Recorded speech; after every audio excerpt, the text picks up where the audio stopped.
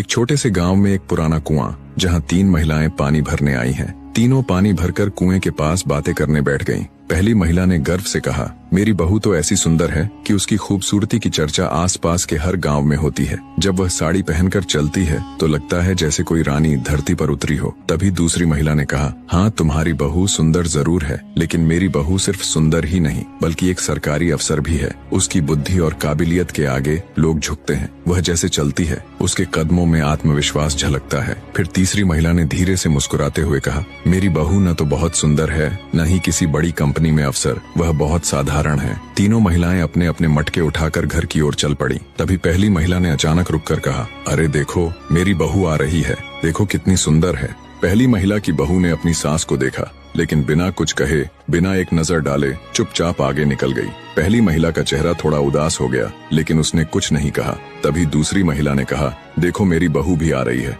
देखो कितने ठाठ से चल रही है, अफसर है ना, उसकी चाल में ही इतना आत्मविश्वास है। दूसरी महिला की बहू ने भी अपनी सास को देखा, लेकिन उसने भी कुछ नहीं कहा, बस एक ठंडी सी मुस्कान दिखाकर आगे बढ़ गई। दूसरी महिला का चेहरा भी थोड़ा मुरझा गया। फिर तीसरी महिला अपनी बहू को देखकर कहा, अरे मेरी बहू भी आ रही है, वो देखो। उसकी बात पूरी भी नहीं हुई थी कि तीसरी महिला की बहू ने पास आकर मटका उठा लिया और बोली, माँ जी ये मटका मुझे दे दो, आप थक गई होगी, चलिए मैं आपके साथ चलती हूँ। ये देखकर वहाँ खड़ी दोनों महिलाएं हैरान रह गईं। उनकी आंखों में ईर्ष्या और पछतावे के भाव उभर आए। तभी वहाँ से गुजर रही एक बूढ़ी महिला ने ये सब देखा और मुस्कुराते हुए बोली, देखो इसे कहते हैं खरा सोना। सुंदरता और पदवी से बढ़कर संस्कार होते हैं। सच्चा प्यार और सम्मान ही इंसान को महान बनाता है। दोस्तों, यह कहानी सिखाती है कि सुंदरता और सफलता से बढ़कर संस्कार और प्यार होता है, जो इंसान को वास्तव में महान बनाता है।